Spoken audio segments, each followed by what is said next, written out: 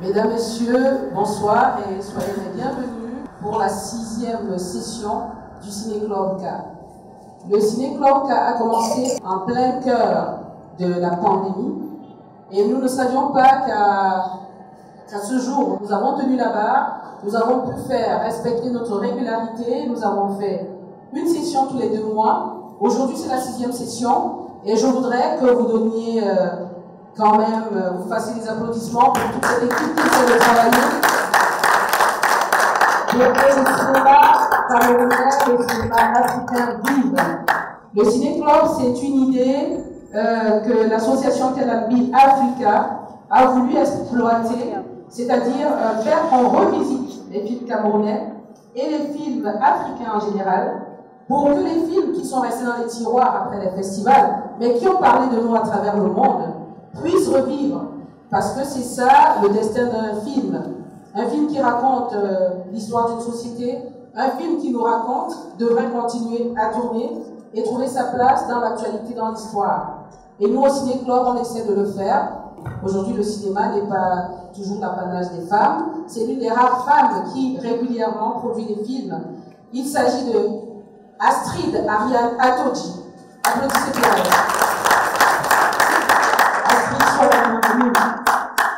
C'est un plaisir de t'avoir sur notre plateau. Tu as décidé, avant tu avais décidé de faire le film Kundi et le Jeudi national. Est-ce que tu peux dire 2 petits mots là-dessus, cette histoire dans ce petit village Kundi, je ne connaissais pas, dans l'est du Cameroun? Qu'est-ce qui t'a poussé à le faire? Quelques petits mots juste avant qu'on ne regarde ce chef. Donc, bonsoir déjà. Je suis très honorée d'être là ce soir après, je ne sais pas, 6 ans de ce film. Oui, ben, ça fait 11 ans maintenant. Ouais, 2010. 2010-2021. Voilà. Donc, c'est mon premier bébé. Et comme tout premier bébé, on l'a porté, on a tout ressenti. Donc, pour moi, il restera le premier bébé. Donc, je l'occupera toujours parce qu'il m'entient dans tous mes travaux. Donc, je vous invite juste à le regarder. C'est un film qui a été fait dans des conditions. Bon, c'était pas calculé. C'était un film de circonstance en fait. Donc, je vous invite à le regarder. J'espère que vous allez trouver le bon dedans. Disons que pour un film de circonstance, c'est un très beau film. Merci Astrid. Je ne vais pas être longue. Nous allons donc regarder ce film qui parle du village Kundi, les habitants qui ont institué un jeudi national et de temps en temps, ils travaillent à la création d'une cacaoyère et on a essayé ici de montrer comment un village s'auto-gère, l'autogestion. Nous allons nous asseoir pour que nous puissions donc regarder tous ensemble ce beau chef-d'œuvre. Merci Astrid. Et bon film.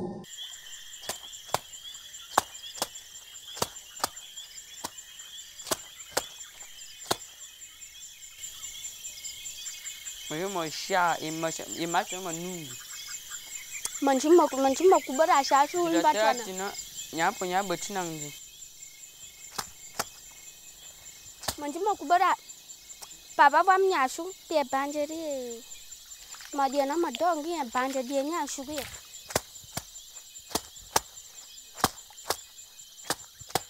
dawe nyino majena mawali ushakuli ale man jamba po ba jimbot machiba ta jimbo nu tonton go po moyo wanam kuma kabara ba mama jimbo ko mécanique manji masha shugul mapasha shugul ba BPC manawol makubarayo Vrede makubarayo mapasha shugul Moku komi ngwara ri mo yak na boku ra mo livre. Ma be roke. Diana ma te man jam tale shakul. Ma be ke da jama lom. Budan ba yo dum mo. Meraba bino mot. Kurungu.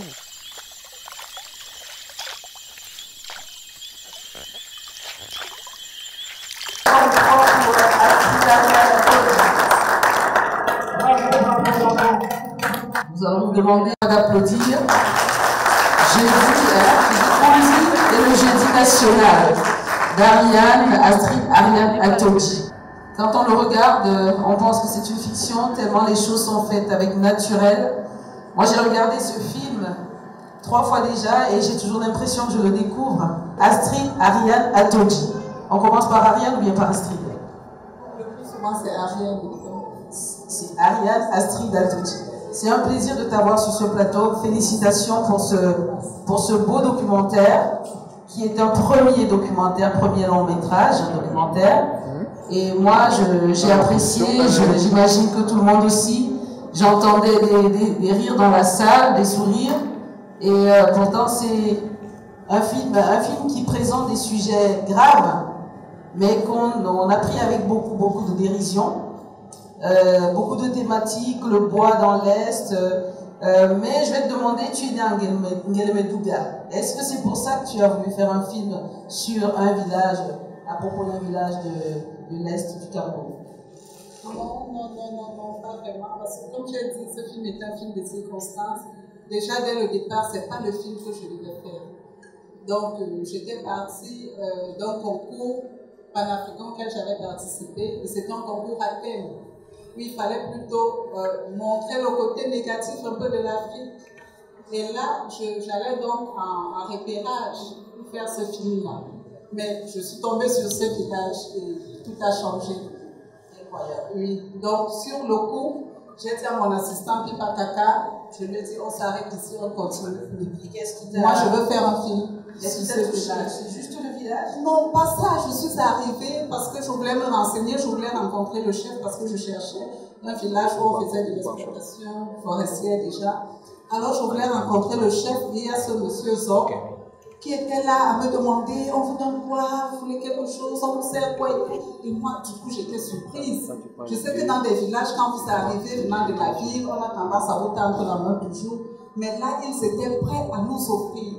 On a décliné plusieurs fois l'offre, mais à un moment, c'est une surprise. Il est venu avec des bouteilles, il a placé, il est venu avec de la viande qu'il avait achetée, il a placé, il dit c'est pour vous. Je dis waouh. Je suis sûre que si tu faisais, non pas une semaine, parce que j'imagine que tu as fait une semaine, si ce n'était pas une semaine, bien une année ou un mois, on aurait eu et des films et des films. N'est-ce pas? Je pense que Léontine a ressenti comme moi un film tellement riche.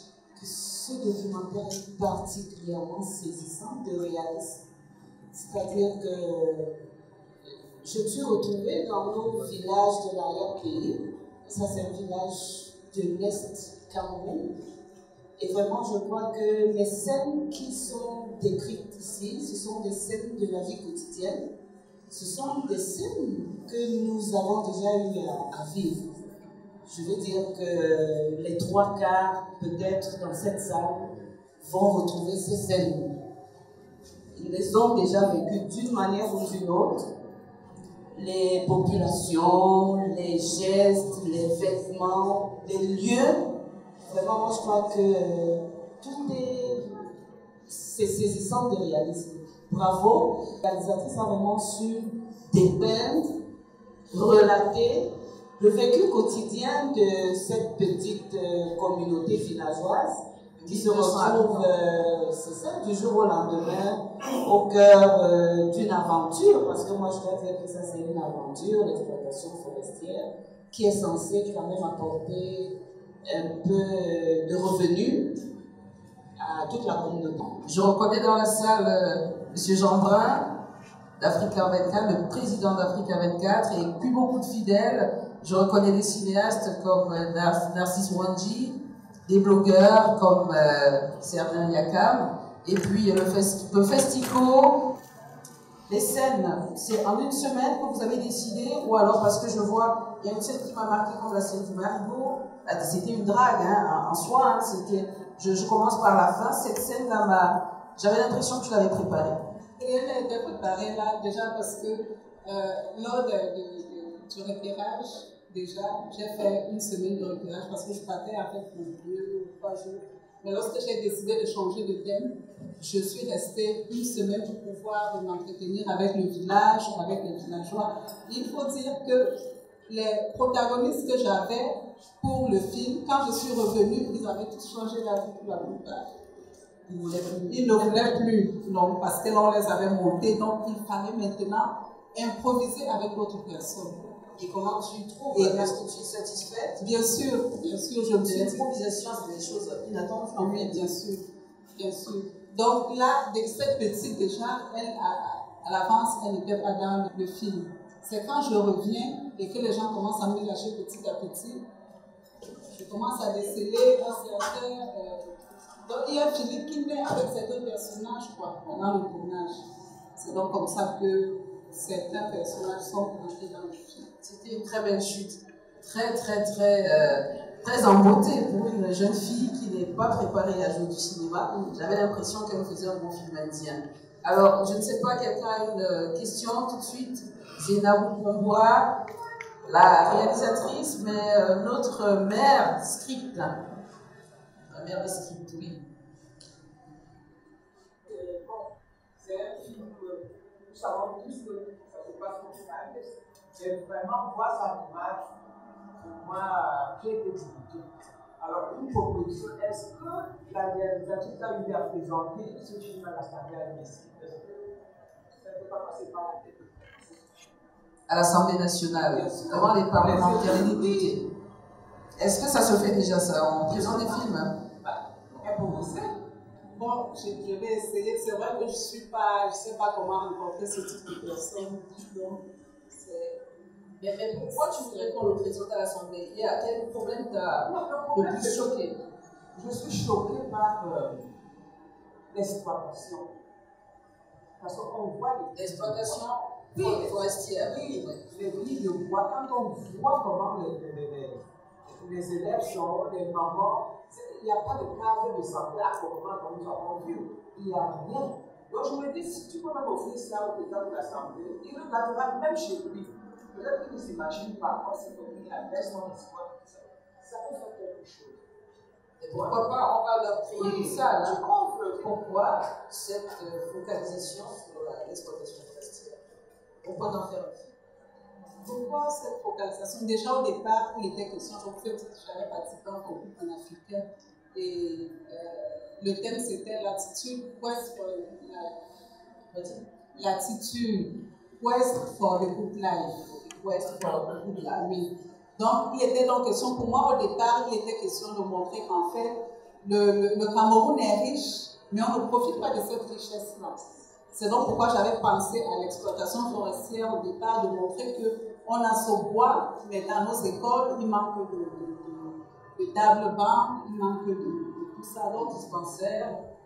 Pas forcément des dispensaires, mais beaucoup plus m'attarder sur le fait que le bois et le table-banc, au moins, ça allait ensemble, quoi. Parce que c'était quand même inadmissible qu'il n'y ait pas d'école, alors qu'on pouvait construire une école avec des planches, qu'il n'y ait pas de table-banc, alors qu'on exploitait du bois et tout. Mais quand je suis donc arrivée, tombée sur ce village-là, je me suis dit, de façon côté positif, des gens qui sont, c'est-à-dire qui arrivent à se mettre ensemble pour l'intérêt du village. Au lieu de montrer tout le temps l'Afrique qui se plaint, l'Afrique qui se...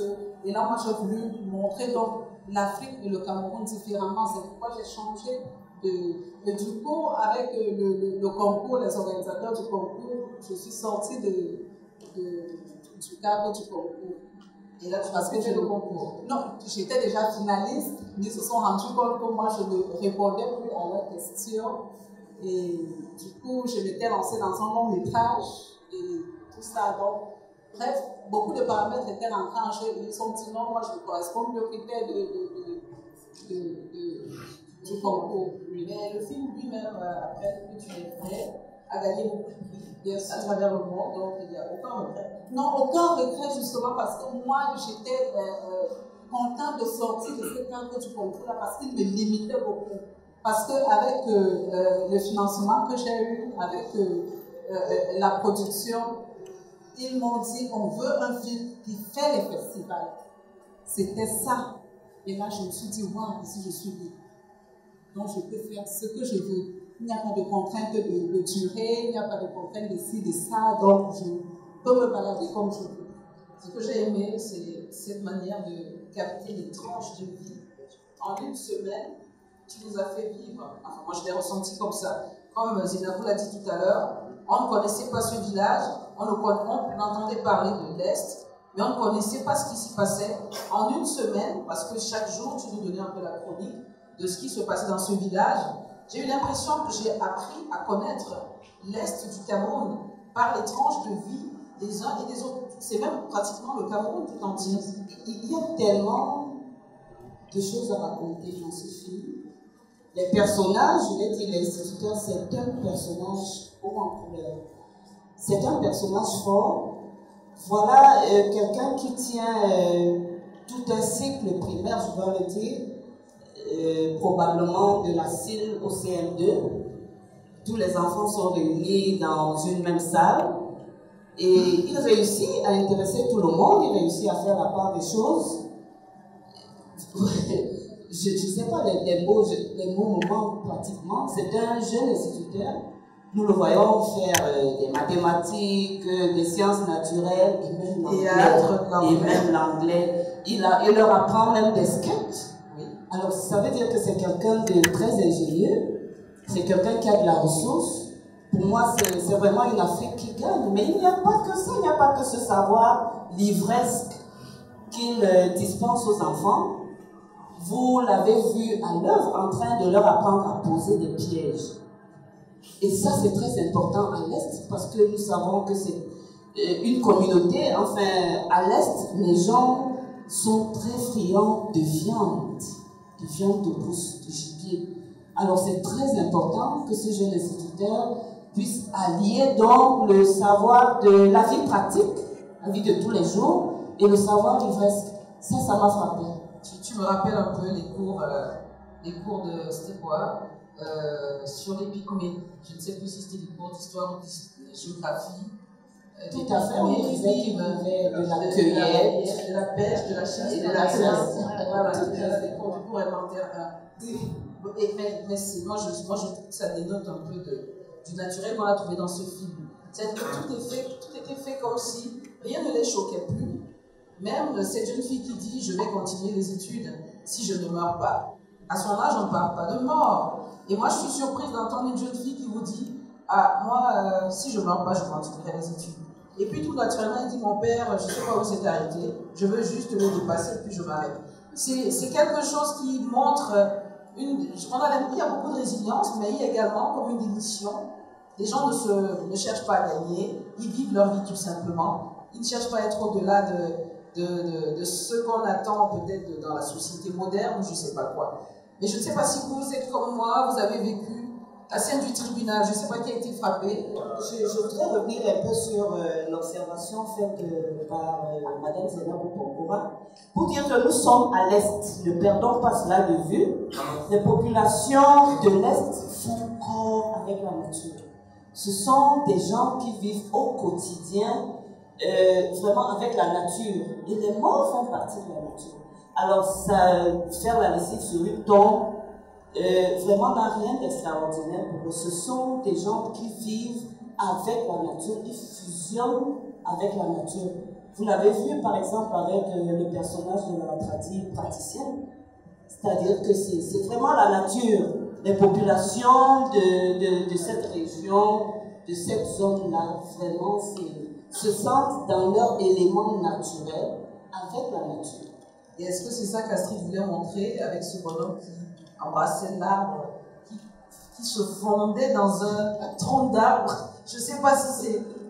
Non, il y avait un pendant qu'on était... d'autres étaient en train de fendre, de scier le bois. Il y en avait un qui avait, comme s'il voulait rentrer dans l'arbre. Il embrassait l'arbre, je ne sais pas, peut-être c'est pour rejoindre ce que tu as dit un peu. Tout à fait, je crois que cette fusion avec la nature, il est important de la relever. C'est un trait caractéristique vraiment des populations de l'Est qui sont plus ou moins animistes, donc très très proches de la nature.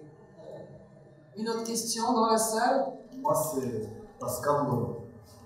En fait, je suis très ils sont chantés et très flattés pour y être parce qu'il se trouve qu'elle est née en Guinée-Mouka, Sénégal. Donc je suis Maka. Je me suis naturellement retrouvé dans le film avec ces scènes de vie et ça a montré le côté tout simplement, ce que je voulais dire, la banalisation. Je vais beaucoup prendre au niveau de l'intimité de la sexualité. À l'Est, chez nous, ça se parle, comme vous l'avez vu, tout de suite à 10-12 ans. Les gens se préparent déjà à ce genre de fête. Alors maintenant, je voulais demander à la réalisatrice. Ça veut dire qu'il n'y a pas eu de scénario écrit. Tout s'est pris, comme on dit, sur le pif. C'est-à-dire qu'on a arrivé, on allait. Comment est-ce que vous avez pu structurer tout cela à la fin pour pouvoir donner quelque chose de bien cousu, de logique, de suivi? Avec une belle trame. Oui, oui, tout à fait. Comment est-ce que, ou bien vous êtes laissé aller par le coup du risque, du hasard, je fais comme ça, je cours un peu ici, un peu là, on verra ce que ça donne, puisque rien n'a été préparé à l'avance. Oui, il y avait pas de hasard là-dedans parce que moi j'ai un problème déjà, comme je dis souvent, je fonctionne avec mon feeling. Quand je ressens quelque chose, je fonce. Quand je ne ressens pas, je ne fais pas. Donc je ressentais ça tellement fort dans moi, je ne sais pas.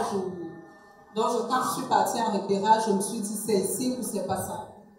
Et quand je rentre au repérage, je discute avec la production, mais moi je veux dire, c'est-à-dire c'est une production qui me faisait confiance aveuglément parce que d'accepter ça, parce qu'on devait retourner donc pour le tournage dans 2 ou 3 semaines par an. Il fallait retourner pour le tournage. Et là, la production me demande, tu es sûre de ce que tu veux faire? Je dis, oui, je suis sûre de ce que je veux faire. Et si vous avez pu remarquer, le montage a duré 2 ans. Parce qu'en réalité, on a tourné en 2008 et c'est en 2010 que le film était prêt parce que justement on avait des tonnes de roches. Tout à fait. Donc, c'était pas. Mais l'avantage déjà, c'est que en allant sur le terrain, je savais déjà ce que je voulais. Et le plus important aussi, c'est que je n'ai pas été piétinée par l'équipe de production parce que, étant la plus jeune et la moins expérimentée de mon équipe, donc ils m'ont laissé la latitude de faire ce que je voulais faire. Et tous les matins, la camérawoman prenait le soin de me demander quel est le planning d'aujourd'hui. Donc elle a senti qu'il ne fallait pas m'imposer les choses. Parce qu'il fallait me laisser aller où je voulais aller. C'est l'avantage également que j'ai eu de travailler avec une équipe qui me comprenait et qui me faisait confiance. Je vais dire ça comme ça parce qu'il faudrait faire confiance pour arriver à accepter une folie pareille, je vais appeler ça comme ça. Donc on est allé, on a tourné pendant 3 semaines. Nous sommes revenus à Yaoundé et combien de bandes pour un film d'1h36, c'est quoi? 1h26. Combien de bandes à peu près? Quelle durée de bande en fait? On a eu près de 90 heures de rush. Je crois que c'est généralement ça avec les documentaires, qu'ils soient préparés ou pas. On a toujours beaucoup de rush et le plus gros travail c'est de trier, de balancer. Et c'est toujours très dur parce que vous avez tellement de choses. Pour pouvoir avoir une trame comme ça, je crois qu'elle s'est fait tellement mal. Je suis sûre que tu avais beaucoup de choses. Mais moi, je voudrais te demander, qu'est-ce qui t'a fait choisir de nous montrer chaque jour qui passait? Tu as fait 3 semaines. Donc, pendant 3 semaines, tu tournais tous les jours. Pourquoi avoir choisi de nous présenter une semaine comme une chronique villageoise? Aujourd'hui, voilà ce qui s'est passé. Demain, est-ce que c'était parce que tu cherchais vraiment quelque chose? Bon, ce qui s'est passé, c'est qu'au départ, moi, j'étais partie sur déjà la chronique, faire une chronique sur ces villages. Et en discutant donc avec l'équipe, dont chacun apportait de ses idées, on essayait de trouver. C'est comme ça qu'on a décidé d'aller sur le site. Et on parlait tout à l'heure du nombre de thèmes que tu as abordés. Je pense qu'ici, il y a le thème de la tradition, de la transmission du savoir par cette praticienne. Je crois que Léontine parlait de ça tout à l'heure. Je ne sais pas, Léontine, tu parlais d'autres femmes mal comprises. La pratique praticienne, elle est la gardienne de la tradition, des traditions si l'on veut, avec ces plantes aux vertus thérapeutiques avérées, disons-le comme ça, de l'hyperthermie aux douleurs dentaires en passant par, je sais quoi, elle a remède à tout. Et c'est cette Afrique-là dans laquelle nous nous reconnaissons. Et moi je vais plus loin parce que nous avons vu la jeune infirmière, bon, je présume qu'elle est infirmière, je ne sais pas si elle est médecin, qui est venue inspecter sa future case de santé, c'est-à-dire là où elle aurait à prester. Et puis on n'a pas revu. Pour moi, c'est quand même quelque chose de fort. Parce que ça prouve que dans cette communauté villageoise, les gens font beaucoup plus confiance aux praticiens. C'est-à-dire qu'il n'y a pas véritablement de place pour la médecine moderne. Appelons-la comme ça, la médecine moderne, la tradition, elle a réponse à tout. Et elle a, comme nous voyons des enfants qui ont essayé de mimer un peu ces gestes. Nous avons vu un groupe de jeunes enfants et une petite fille qui massait. Donc, quelque part, ce sont des gestes qui sont déjà mémorisés. Il leur restera peut-être à identifier ces plantes thérapeutiques. Et je crois que ce savoir patrimonial reste bien conservé. Et cette maman, à un moment, a dit « je partirai ». Et il n'y aura plus personne. Il n'y aura plus personne. Tu as pu capter la transmission avec cette jeune fille. Voilà, je pense que la relève est quand même assurée dans une certaine mesure, on peut le dire comme ça. La relève est assurée. Mais Astrid, qu'est-ce qui s'est passé avec la jeune infirmière? Parce qu'elle m'a dit que cela lui a laissé un petit goût d'inachevé. Est-ce que c'est parce qu'elle n'était pas revenue? Ou alors, qu'est-ce qui s'est passé pour que ça s'arrête là? Ce qui s'est passé avec la jeune infirmière, c'est que ce qu'elle demandait n'était pas encore disponible pour qu'elle puisse commencer son travail. Donc, raison pour laquelle, jusqu'à ce qu'on parle, jusqu'à ce qu'on termine le tournage, elle n'avait pas encore regagné son poste, si je peux appeler ça comme ça. Et ça veut dire qu'avant ça, il n'y avait pas de dispensaire dans ce village? Non, avant ça, il n'y avait pas de dispensaire, puisqu'ils étaient en train de construire la case de l'infirmière. La case de santé était déjà construite, maintenant il fallait que son logement soit prêt pour qu'elle puisse véhiculer. Bonsoir à tous, merci encore Astrid pour ce magnifique film. C'est toujours un plaisir pour moi de le voir, je crois que c'est la troisième fois que je regarde à chaque fois, j'ai toujours des choses nouvelles. Mais moi, ce qui m'intéresse ce soir, c'est d'abord d'apprécier la fin du film. Cette jeune fille qui emprunte le chemin. C'est l'horizon, tu n'as pas fermé, donc il y a au moins de l'espoir devant. On ne voit pas également à ce qu'elle disait avec ses camarades au Marigot. Et je trouve que c'est une séquence extrêmement importante. Et tout à l'heure, on disait que c'était de la drague, etc. Mais je trouvais beaucoup de maturité aussi chez ces enfants-là. Même si ça paraît très naïf dans la manière avec laquelle ils s'expriment, mais on voit aussi dans ce qu'ils disent une perception de ce qu'ils sont eux-mêmes et comment ils se projettent par rapport au rapport avec les hommes, le rapport homme-femme, etc. dans cette société. Donc du coup, moi, la question que je m'avais posée, c'est d'abord, quels sont devenus ces trois jeunes, la jeune fille et les deux garçons qui pêchent? Est-ce qu'ils sont devenus militaires, comme l'autre disait? Est-ce qu'ils se sont mariés finalement? C'est une question que je veux savoir. Et aussi, quand tu tournais cette séquence particulièrement, comment tu t'es senti? Parce que je sais que tu vas, comme l'a dit tout à l'heure, c'était pas préparé comme tu l'as dit. Donc du coup, tu vas vers l'inconnu. Et quand tu vas vers l'inconnu, je m'imagine, tu étais d'abord plus mature que ces gamins-là, il y a 11 ans. Je les imagine il y a 11 ans. Et comment tu t'es senti quand tu mets la caméra et tu écoutes ça? Honnêtement, je ne sais pas ce qu'ils sont devenus parce que là, beaucoup de temps passé. Et concernant les enfants, la vérité c'est que j'avais constaté que les deux là se guettaient un peu.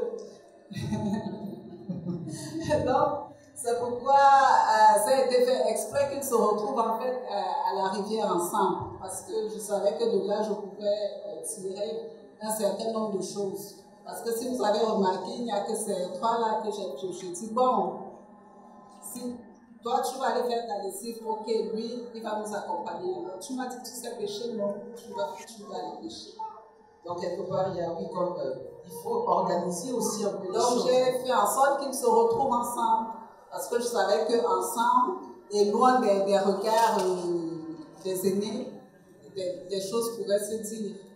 C'était en fait ça, c'était un peu calculé. Bravo, c'était intelligemment faire ça. Merci beaucoup. Et moi, je voulais revenir un peu à la scène du tribunal. Tout à l'heure, j'ai dit j'étais un peu estomaqué. Je ne sais pas hein, pour vous, mais ce monsieur qui décide que parce qu'on est amis, on doit partager la nourriture, la femme. J'avais pas l'impression que j'étais au Cameroun. C'est là où ça me ramène un peu à ce qu'on appelle la diversité de notre pays.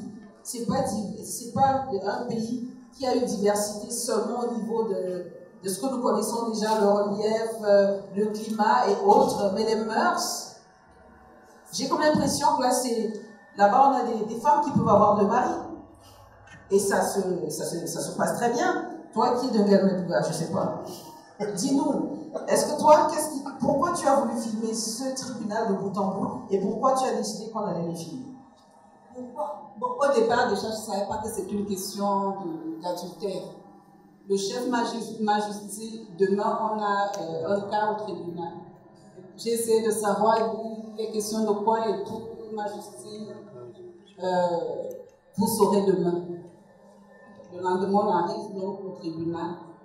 Et quand on commence à filmer, je me rends compte, j'avais l'impression. J'ai demandé à quelqu'un, attendez, s'il vous plaît, ce qu'ils font, c'est réel, ce qu'ils sont. Personne ne m'a répondu. Alors là, nous, on a continué de filmer. À l'Est, on se sent très proche de la nature. Et vraiment, je vois qu'il y a des réactions qui ne doivent pas nous surprendre. À l'Est, c'est à l'Est. C'est-à-dire que, ah oui, prenons cela comme ça. Et moi, ce que j'ai trouvé de très, très particulier, c'est l'attitude de la jeune femme qui n'éprouve même pas de remords ni de regrets. C'est-à-dire qu'à la limite, on aurait dû vraiment lui pardonner tout cela parce que c'est la faute à l'argent. En fait, c'est la faute à l'argent. L'ami du mari n'avait pas à avoir autant d'argent, quoi. Et puis, tout le monde le comprend comme ça et la mort suit. Donc, la jeune femme ne se sent, elle n'éprouve aucun remords, elle n'a pas de regret, elle n'exprime rien. Mais je me demande, est-ce que même si elle s'était exprimée, est-ce que son avis aurait vraiment compté? Ça, c'est une question que je pose, hein, je ne sais pas. Je vous dis, on est à l'Est, mais est-ce que son avis aurait vraiment compté? Parce que lorsque vous voyez l'amende qu'on inflige à l'amant, 10 000 francs, et puis il transforme 5 000 francs, il apporte son chien. Un gage. C'est un gage. Mais ça en dit long sur... Non, mais le chien, il adorait son chien. L'importance qu'on accorde à la femme. C'était un gage puissant. Ah oui, et puis il fait un câlin à son chien avant de le laisser partir. C'est pour dire qu'il tenait à son chien et que c'est plus que 5 000 francs. Finalement, la femme ne compte pas beaucoup. Bon, je laisse lui pour essayer de comprendre un peu le personnage, pour essayer de comprendre un peu, c'est-à-dire sa façon à lui de réfléchir, de raisonner. Parce que pour lui, c'est très simple, il ne voit aucun inconvénient à ce genre de choses. Toi, tu es une fille de Ngelmedouga, tu ne devrais pas être choquée. Non, moi honnêtement je suis choquée. Pourquoi? Parce que même si je suis une fille de Ngelmedouga, je n'ai pas grandi là-bas, je n'ai pas, quand je découvrais également des choses. C'est pourquoi ça m'a fait beaucoup plaisir de me retrouver. Il y a ton frère de Ngelmedouga qui veut nous dire les choses. Raconte-nous. L'émancipation, elle est très précoce à l'Est. Je vous dis, la sexualité, elle se parle comme on fait des notions de mathématiques à l'école. C'est-à-dire tout de suite, on se familiarise avec ça. Les mentalités changent parce qu'avec le temps, ce n'est plus aussi barbare, aussi cru. Ça évolue parce que, vous voyez, l'émancipation, l'évolution de la société, on intègre déjà un peu la culture de l'Occident et tout. Il y a des phénomènes qui influent véritablement dans la coutume, mais au fond, c'est un peu ça. On n'est pas choqué. La sexualité ne choque pas, c'est vous que ça choque. En fait, ça Oui, choque parce que nous sommes déjà métissés. On n'a pas grandi au village pour. Enfin, je parle pour moi. Ceux qui n'ont pas grandi au village trouvent ça un peu choquant. Parce qu'en ville, tout est déjà. Parce qu'elle, c'est ma soeur de en tout cas, elle est choquée. Mais moi, je vous dis, je ne suis pas choqué. Parce que c'est mon monde. C'est vrai que c'est pas gay, c'est pas quelque chose. On travaille pour, mais elle a fait bien. Son film est très poignant, très touchant parce que c'est ça. Mais ce qui est bien, c'est qu'elle n'a pas jugé. Non. Parce que moi, j'ai trouvé, ce que j'ai aimé, c'est que tu n'as pas jugé ces gens. Tu as beau être choqué, mais tu nous as permis, nous, de découvrir les choses telles quelles, sans jugement aucun. Et c'est pour ça que j'ai envie d'en savoir plus. Comme Narcisse a dit tout à l'heure, ton film est très ouvert. Et je crois qu'il appelle le débat. C'est pour ça que je vais lui demander, est-ce qu'il faut avoir 3 yeux pour voir ces phénomènes? Parce que moi, j'en ai que 2 jusque-là. Parce que pour voir ce que vous avez vu derrière ce film, comme vous avez dit, le plaignant a dû voir quelque chose dans une 3e dimension. En fait, si vous on n'a pas informé pour avoir... En fait, les phénomènes surnaturels, pour être beaucoup plus concret, les phénomènes surnaturels se pratiquent à l'extase. Oui. La pratique praticienne. Vous avez vu un acte, mais bien plus, ça s'est passé dans la nuit. Elle a initié l'enfant dans la nuit, et puis donc en journée, on acte simplement. Ça veut dire que ça se prépare avant, et puis on passe simplement à l'acte. Notre réalisatrice est d'accord? Moi, sur le plan métaphysique, je ne peux pas répondre. Mais pour revenir à votre question, moi je dirais qu'ils ont construit une école. Donc c'est juste que le bâtiment que vous voyez au début, où l'enfant vient balayer, c'est l'un des premiers vieux bâtiments. Mais il y a 2 bâtiments là qu'ils ont construits grâce à... Et il y a aussi que ce sont eux qui payaient l'école de tous ces enfants-là. Aucun parent, donc c'est la communauté qui payait l'école de tous ces parents, de tous ces enfants. Aucun parent ne déboursait 5 francs pour envoyer son enfant à l'école. Donc c'est grâce à ce système de forêt communautaire et tout ça qu'ils envoyaient tous les enfants du village. C'est vrai que c'était même le point de ce film, c'est-à-dire le travail communautaire. Et je voudrais également rappeler que peut-être que là-bas c'était nouveau. Moi je sais que dans beaucoup de villages de l'Ouest que je connais, du Nord-Ouest, tout se fait justement parce qu'on a une organisation communautaire. Je suis contente de voir que les gens peuvent se lever et ensemble, ils décident de faire des choses. Mais est-ce que tu sais si ce chant finalement a existé? Parce qu'il parlait dans 10 ans, on aura toujours pas fait ce cacahuète. Non, le chant a existé, et ce monsieur, je pense qu'il y a un monsieur qui avait un maillot rouge comme ça. C'est un monsieur qui avait beaucoup de projets pour son village, beaucoup. Entre-temps, il est devenu le maire de Villabo, mais maintenant avec tout ce qui a changé dans la concession de toute la configuration, je ne sais pas s'il est toujours maire, parce que je l'ai surprise de voir un jour qu'il est parti de ce village pour être maire. Là, je me suis dit, wow, c'est quelqu'un, il avait trop d'ambition pour son village. C'est un homme vraiment ambitieux, quelqu'un du village, mais avec des idées vraiment de génie. Beaucoup d'ambition. Oui, Serdin Yakam voudrait te poser quelques questions. C'était un plaisir de découvrir ce film. J'ai eu à regarder votre documentaire à ce fond de Nicole Salès. Et quand j'ai vu que vous étiez, quand vous devez passer votre film ici, j'ai dit non, il faut que je vienne voir ce documentaire et je suis content. Merci. Vous nous plongez dans la forêt, dans l'Est en fait, au cœur de la forêt de l'Est. Et c'était un plaisir de découvrir ce village qu'on dit. Peut-être comme c'est les vacances, je vais faire un tour. Oui, c'est bien sûr. Pour voir que les choses ont changé, parce que c'est là début de soirée de 21, c'est un peu ça. Mais moi j'ai été un peu frappé par quelque chose dans le film. Lorsqu'on coiffe la jeune fille, il y a une fille qu'on a que de coiffer, et elle parle du maître, elle parle de la pédophilie. Elle a parlé de la pédophilie, elle dit le maître, il y a plusieurs jeunes filles d'école à cause du maître. Ça m'a un peu choqué parce que vous nous avez présenté un maître qui est là avec les élèves, qui donne les cours, qui joue avec eux, qui les apprend beaucoup de choses, mais elle est dessous. C'est-à-dire, ce maître-là qui parle, voir des jeunes filles, peut-être proposer des choses, c'est ce qu'elle a fait à l'école. Elle a dit là quelque chose qui a fait rire, elle a dit si je devais devenir ministre, je ne peux plus à cause de ce maître.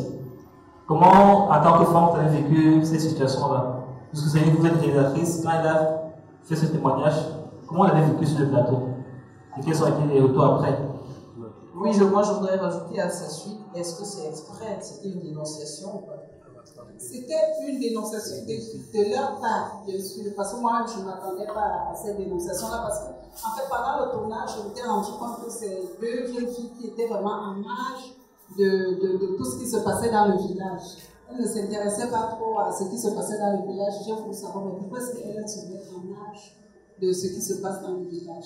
Raison pour laquelle je les ai approchées à ce moment-là, parce qu'elles n'étaient pas dans mes plans dès le départ. C'est parce que j'avais constaté qu'elles étaient vraiment en marge du reste. Que je me suis donc approchée d'elles pour savoir un peu quel était leur état d'esprit, qu'est-ce qu'elles pensaient de tout ce qui se passe dans le village. Mais le maître en question, le maître dont il est question, ce n'est pas le maître qui est en image, parce qu'il y a eu un maître avant. Ce maître-là, c'était un nouveau maître. Donc celui qui est en image, c'est le directeur en même temps de l'école. Parce qu'il y a deux maîtres, il y a le petit vieux, petit de taille, et il y a le grand de taille. Oui, celui qui enseignait l'anglais. Oui, celui qui enseignait l'anglais. Le rouleur. Voilà. Et en même temps, j'ai voulu montrer ça aussi parce que c'est réel dans nos établissements, que ce soit à Kondi ou bien ici, c'est réel. Mais c'est donc un problème grave. Moi, je pense que si tu l'as quand même, puisque tu décides de ton montage, si tu l'as présenté, et heureusement que tu as rectifié en disant que c'est pas, je sais même dont il s'agit, mais je pense quand même que c'est un problème grave que tu poses et qui mérite qu'on s'attarde un peu, je veux dire. Les parents devraient s'attarder à comprendre. J'ai vu qu'à Kondi, les parents n'ont pas envie de savoir ce qui se passe.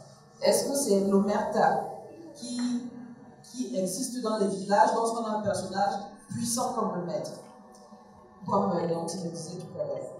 Peut-être ça, et peut-être comme il disait aussi tout à l'heure, à l'Est, donc la sexualité c'est quelque chose de naturel, que ce soit pour les parents ou pour les... Donc pour eux, une fois que leur fille a peut-être 14 ans, ils se disent elle en âge d'aller en mariage, donc ils ne voient pas pourquoi est-ce qu'ils devraient blâmer, je ne sais pas, un maître ou un directeur qui s'intéresse à elle. Parce que je suis sûre que si ça se passait dans un autre contexte, les parents n'auraient pas laissé ça se passer comme ça. Donc c'est un peu par rapport au contexte aussi.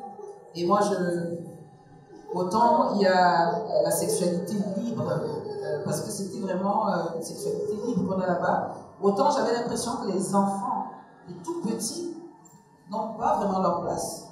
J'ai l'impression que la caméra se baladait, et chaque fois que tu attrapais un enfant, c'était toujours un enfant qui était seul, ou alors quand on lui tenait la main, c'était une main qu'on pouvait lâcher à tout moment. J'avais l'impression qu'on tenait la main vraiment juste pour faire, bon, viens, mais après, tu fais comme tu veux. Et ça, tu le montrais. Est-ce que c'est exprès que tu as voulu montrer que cet enfant s'abandonne quelque peu? Une fois que l'enfant est né et qu'il peut déjà marcher, on considère qu'il peut déjà prendre soin de lui. Donc c'est pourquoi l'enfant n'est pas je ne vais pas dire ça comme ça, mais l'enfant n'est pas enfant comme on le voit ailleurs dans les sociétés peut-être citatives ou dans d'autres sociétés où on câline l'enfant jusqu'à 18, 20 ans. Si vous avez remarqué ces petits-là qui sont dans le chargement et tout, ils sont déjà autonomes. Bonsoir. Bonsoir. S'il vous plaît, la présidente. Vous avez posé la question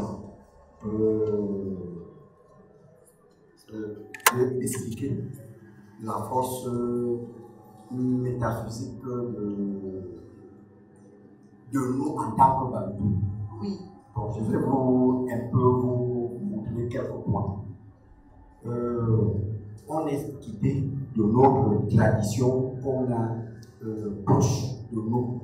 On a adopté la tradition qui n'est pas noble. De telle façon qu'aujourd'hui, on peut, au lieu de montrer à l'enfant comment, ou bien, qu'est-ce que je peux vous montrer? L'herbe qui peut au moins se soigner l'enfant quand il a des maux de ventre, ou bien des violents maux de tête. Hein? Quand tu montres l'herbe à l'enfant va vite retenir. Mais on a cultivé l'extérieur, où c'est le comprimé qu'on doit prendre pour que ce mal de tête s'en va. Mais or on a nos herbes naturelles, camerounaises et bantoues, que si vous le prenez, en moins de 5 minutes, vous n'aviez plus. Non, mais en même temps, oui, ce que vous dites est vrai, mais est-ce que prendre le comprimé ne nous soignait pas? Ça nous soigne. Toujours. Vous savez que ceux qui nous ont appris à prendre des comprimés forment les uns et les autres pour continuer à apprendre à d'autres à prendre des comprimés pour les soigner. Pourquoi vous ne faites pas la formation pour que d'autres aussi apprennent à utiliser l'herbe? Parce que tout à l'heure, la scène où la maman expliquait au petit garçon, ça, ce sera pour... c'était à la jeune fille, à la dame, tu lui donneras à boire ceci, tu lui donneras à boire cela, et puis tu mettras ceci. Après, elle lui dit, ah, si tu te trompes, c'est ton problème. Un médecin te donne des médicaments en se disant, si ça marche pas, si tu ne suis pas, c'est ton problème. Est-ce que c'est ça que nos praticiens veulent transmettre? C'est-à-dire qu'une science qui n'est pas sûre. Bon, dans le film, je vais vous montrer quelque chose où la vieille maman lave le monsieur derrière la maison. Oui. C'est un rite traditionnel camerounais. C'est un bon mot. C'est un bon mot. Non, mais moi, si on s'arrête un peu, c'est parce que je voudrais dire, si c'est une science sûre, il faut la transmettre avec des codes. Pourquoi nous ne le transmettons pas? C'est la question aussi que je pose. Moi, j'ai aimé ça. Est-ce qu'on transmet vraiment? Il y en a qui transmettent parce que la maman, déjà, c'était pas en tout cas la petite fille avec l'herbe dans le sol. Parce qu'après, je lui ai demandé pourquoi est-ce qu'elle a choisi celle que. Elle insistait que ce soit cette petite-là qui frotte les feuilles, lui, les feuilles. Elle l'a dit parce que c'est parmi ses petits-enfants, celle qui ne connaît pas encore les hommes. Donc il faut une âme pure. Et comme là-bas on connaît les hommes très vite, c'est pas facile. Donc il fallait déjà lui transmettre ça. Donc c'est à elle qu'elle essayait de transmettre son savoir-faire et non à la maman du bébé. Et à la maman du bébé, ce qu'elle voulait lui dire, c'est que si tu n'appliques pas, si tu ne lui donnes pas les médicaments comme je te demande de lui donner, tant pis. Donc c'était pas pour dire si tu te trompes, parce que le médicament, il faut suivre, on te dit prendre le soir, il faut. Donc, il faudrait effectivement prendre comme ça. Mais nous savons que beaucoup, une fois que tu te sens mieux, tu jettes à côté et tout. Donc, c'est peut-être dans ce sens-là qu'elle disait à la maman du bébé, il faudrait que tu... Mais moi, je voudrais quand même dire que je veux dire que tu as une sensibilité à fleur de peau. Je ne sais pas si ton prochain film aussi, c'est toujours dans ces codes-là. Est-ce que tu continueras à parler des choses qui touchent l'homme de près? Malheureusement, non, pas malheureusement. C'est plutôt bien. Je vais passer la parole à la jeune dame en rouge. Moi, c'est Julie Wendel. Je suis juste une amatrice de film. Je voudrais savoir si le jeudi national a été préparé après votre arrivée ou vous avez juste arrivé au bon moment pour sortir le jeudi national.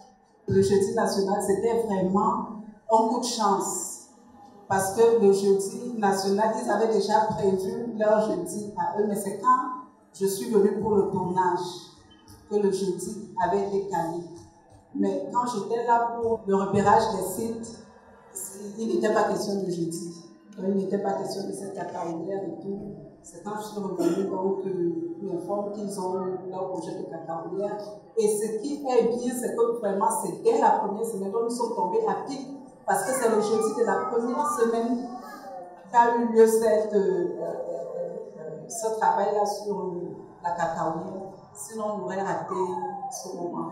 D'accord, je voulais encore vous féliciter. Je trouve que vous avez raison de suivre votre Pakistan. Merci.